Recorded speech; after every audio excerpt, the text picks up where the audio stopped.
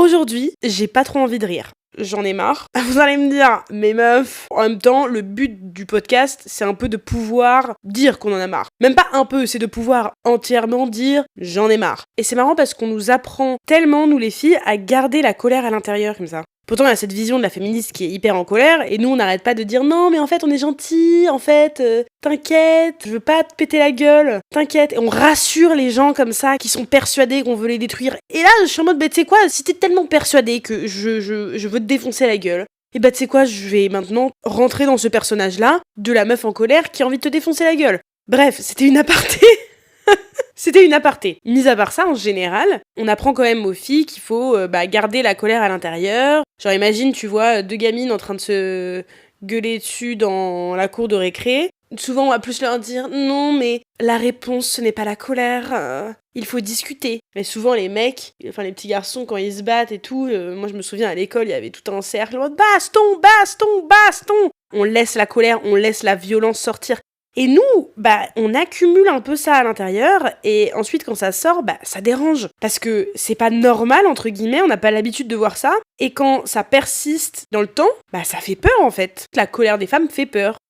En colère, en colère, en colère, en colère. Actuellement, je suis en train de lire le livre Sorcières de Mona Chollet, et moi dans ma tête, j'avais vraiment l'image des sorcières du Moyen-Âge brûlées sur le bûcher. Et pas du tout. Madame Chollet, merci, nous explique que le début de cette chasse aux sorcières n'a pas commencé au Moyen-Âge, ça a surtout pris de l'ampleur à la Renaissance. La Renaissance, my guys, c'est après, hein, voilà. On ne sait jamais, ça se trouve, il y a des gens qui sont pas au clair avec ça. Et un des cas, de femmes tuées pour sorcellerie, je sais pas si c'est le dernier cas, mais il y en avait encore en 1782. 1782, une femme tuée pour sorcellerie. On est où? C'est quand même il y a pas si longtemps, hein, je sais pas si vous vous rendez compte. On n'est pas en 1300 avec des gens qui ont pas de chicot, hein.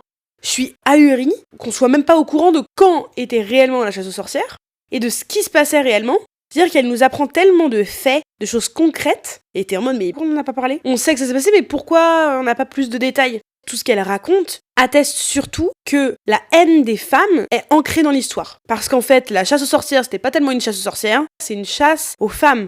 J'ai l'impression qu'on décide presque tous et toutes de l'ignorer. Comme si, tiens, ça c'était une mauvaise période, et puis c'était il y a très très très longtemps, ça sert à quoi d'en parler? Pourtant, on parle de siècles de persécution, de torture de femmes, et avant, je pensais que les sorcières tuées l'étaient parce que voilà, elles faisaient des choses un peu hors du commun dans la société de l'époque, enfin ça paraissait hors du commun, c'est-à-dire elles utilisaient des plantes pour faire des médicaments. Pour moi, il y avait vraiment quelque chose tourné autour de la médecine, de l'aide des femmes aussi à avorter, à gérer leur corps, mais pour moi, c'était vraiment centré là-dessus. En effet, il y a eu de ça, d'ailleurs des femmes jugées et tuées parce qu'elles soignent d'autres gens. Ah bah oui. C'est si bizarre qu'une femme puisse être capable de soigner quelqu'un. Ça ne peut que être de la magie. En tout cas, il y avait de ça, mais ce que j'ai appris, et peut-être que je suis la seule qui était complètement dans l'ignorance, en fait, quoi que vous fassiez, que ce soit quelque chose de bien ou de mal, vous étiez déjà coupable, vous étiez une sorcière. Vous vous exprimez, sorcière. Vous vous taisez, sorcière. Vous aimez le sexe, sorcière. Vous n'aimez pas le sexe, sorcière aussi.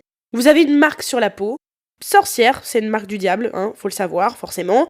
Vous avez des cheveux blancs, voilà, encore une preuve. Et si vous êtes trop jeune, depuis un petit peu trop longtemps, là ça, vous avez pas encore de cheveux blancs, c'est bizarre, parce que vous êtes censé être plus vieille que... Enfin bref, c'est suspect, vous êtes sorcière aussi. Comme par hasard, en fait, tout ce qui fait de vous une femme, dans ce monde, devient un prétexte pour vous faire disparaître. Et ça, c'est legit, c'est-à-dire c'est factuel. Le fait de parler ou de ne pas parler, d'avoir des marques sur la peau, une tache de naissance, on vous prenait pour une sorcière. C'est quand même une dinguerie.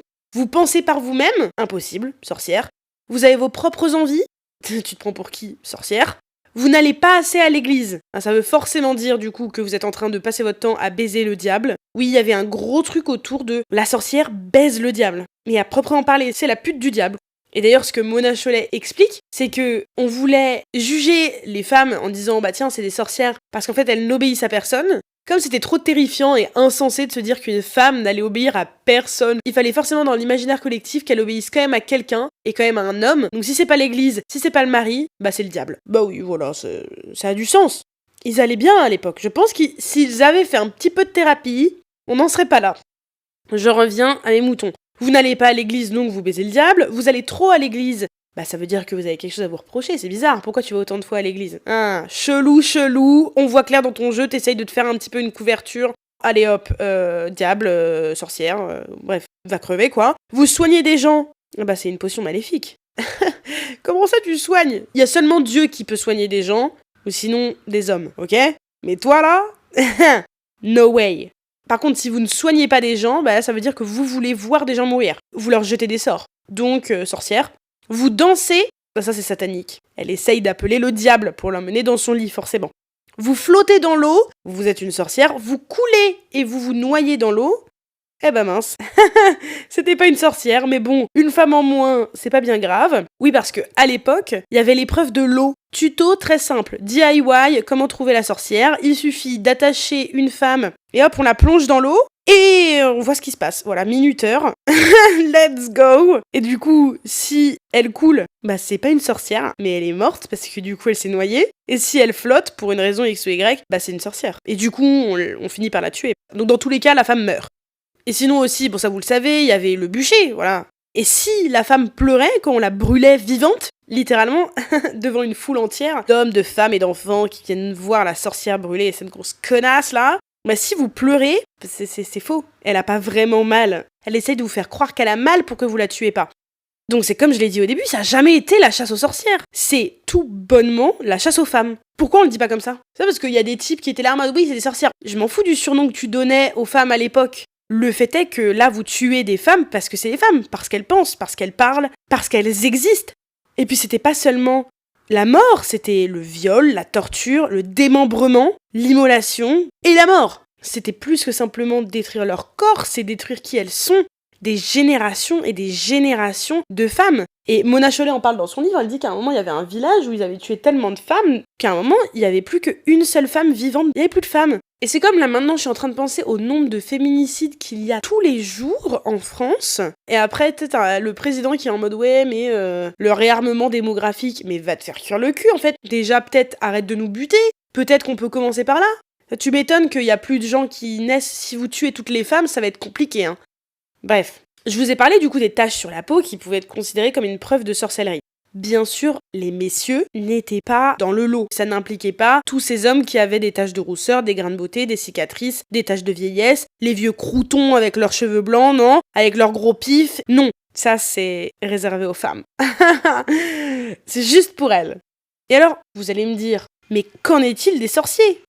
En effet, il y avait une minorité, mais il y en avait. En fait, c'était des hommes qui étaient principalement tués parce qu'ils étaient associés à des sorcières. Pas parce qu'ils étaient sorciers eux-mêmes, non. C'est toujours à cause d'une femme. Et maintenant, c'est à peu près la même chose. C'est la femme qu'on juge, et le mec, on le juge parce qu'il est associé à la femme. Comme le dit Noémie Delattre, on juge la pute, et ensuite on juge le fils de pute. Elle a vraiment mis en évidence la misogynie de notre belle langue française. Voilà, belle langue française qu'il ne faut pas changer, bien entendu. Pourquoi faire? Les mots ne créent pas non plus nos pensées, hein. Ah là là. Bon, vous voyez, en tout cas, la sorcellerie, c'est le fait d'être une femme. Et c'est juste l'ancêtre du féminisme. Quoi que tu fasses, dans tous les cas, tu vas être pointé du doigt et on va te juger sur la place publique. Peut-être qu'on va pas te foutre au bûcher, mais les femmes se font tuer quand même. Combien il y a de féminicides chaque année? Combien de femmes sont violées chaque minute? Combien de femmes sont jugées parce que elles pensent par elles-mêmes, parce qu'elles aiment le sexe et qu'elles le disent, ou alors parce qu'elles baissent pas? Parce qu'elles veulent être libres, et aussi libres que les hommes, ou parce qu'elles décident de ne pas avoir d'enfants, parce qu'elles avortent, parce qu'elles décident d'avoir des enfants, parfois trop d'enfants, parfois pas assez. Combien de femmes sont insultées, frappées, moquées, décrédibilisées parce qu'elles existent, parce qu'elles le montrent, parce qu'elles parlent, parce qu'elles s'habillent comme elles le veulent, parce qu'elles se défendent, oh mon Dieu! Peut-être qu'on n'a pas vécu la chasse aux sorcières dans l'imaginaire collectif comme c'était avant, mais on est né de ce massacre. En fait, notre société, c'est un pur produit de la haine des femmes, on en est la conséquence. La haine se transmet de génération en génération. C'est un héritage sourd. Et comme Mona Chollet l'a mis en évidence dans son livre, si les femmes n'avaient pas été tuées pendant des siècles, les hommes et les femmes d'aujourd'hui ne seraient pas les mêmes. Parce que nos parents, les parents de leurs parents, leurs ancêtres et les ancêtres de leurs ancêtres n'auraient pas été les mêmes en fait. Ils n'auraient pas éduqué leurs enfants de la même manière, ils leur auraient pas inculqué les mêmes valeurs, et les enfants de leurs enfants n'auraient pas été élevés non plus de la même manière, et bref, on n'aurait pas grandi dans une société avec les mêmes codes inconscients, les mêmes normes sociales, D'ailleurs, elle fait un rapport avec la montée de l'individualisme. Au bout d'un moment, les femmes avaient tellement peur, puisque quoi qu'elles fassent, elles pouvaient être tuées. Elles ont commencé à à devenir plus silencieuses pour essayer de pas se faire remarquer. Et comme par hasard, c'est littéralement ce qu'on apprend inconsciemment, que une femme, faut pas qu'elle prenne de place. Ça a été fait au fil des générations, des mères qui ont dû grandir dans la peur, ont appris à leurs filles de faire attention. Et la colère, elle fait partie de cette sorcellerie. C'est de la folie, c'est de l'hystérie, c'est de la possession du diable, c'est pas normal chez une femme, c'est une maladie. Alors que chez un homme, on se pose jamais vraiment la question, ou en tout cas pas autant. Un politicien désagréable, un homme qui gueule sur un plateau télé, un type qui répond de manière sèche, qui est agacé, c'est normal. C'est chiant, mais en tout cas quand c'est une femme, t'es sûr que ça va certainement pas passer inaperçu, et ça va avoir une connotation encore plus négative. Beaucoup d'entre nous, et là je dis les femmes, ne supportent pas non plus de voir d'autres femmes en colère. Il y a cette rivalité de femme à femme qui est hyper présente. Tout ça, tu l'apprends dès l'enfance. Dès qu'ils sont petits, à la cour de récré, tu vas avoir des petits garçons qui vont dire « Non, je vais pas faire ça, c'est un truc de fille » ou les petites filles « Non, je vais pas faire ça, c'est un truc de garçon ». Personne leur a dit « Tiens, ça c'est un truc de fille » ou « Ça c'est un truc de garçon ». C'est des trucs qu'ils ont appris comme ça parce qu'ils l'ont vu. Et c'est là qu'on se rend compte que nous, on ne voit même plus tous ces petits signaux-là. En fait, on les a tellement intégrés, on en est aveugle. Et maintenant, je suis ravie quand je vois une femme s'énerver, quand je vois une femme marcher dans la rue avec son style à elle. Même quand je vois un petit garçon qui défie un peu les codes, qui s'habille, qui va mettre une robe, un mec en jupe, mais je suis ravie. Et dès que je vois une femme qui prend de la place, une personne, peu importe son genre, qui va être différente, qui va s'imposer, qui va parler fort, qui dit « Moi je suis là et moi je suis comme ça », mais c'est génial. Et je me sens jamais aussi proche de ces gens-là que quand on tente de les écraser. C'est pas possible en fait, tu peux pas les écraser, ça marchera pas. Grâce à cette sororité, les femmes se parlent, s'écoutent, laissent leur colère prendre vie et elles préparent ensemble le retour de bâton. Sorry, not sorry. Heinrich Kramer, là, le chasseur de sorcières, ce connard, il a littéralement nourri l'hystérie qu'il avait envie d'éradiquer. Parce que maintenant, même les petites filles de bonne famille, elles deviennent aussi des putains de féministes en colère. Vous venez d'écouter un épisode du podcast En colère. Si vous êtes toujours zen, c'est que vous n'avez pas écouté assez fort. Vous trichez. Bon alors maintenant, soit vous allez crier dans votre oreiller, soit vous écoutez l'épisode d'après. Allez, oust!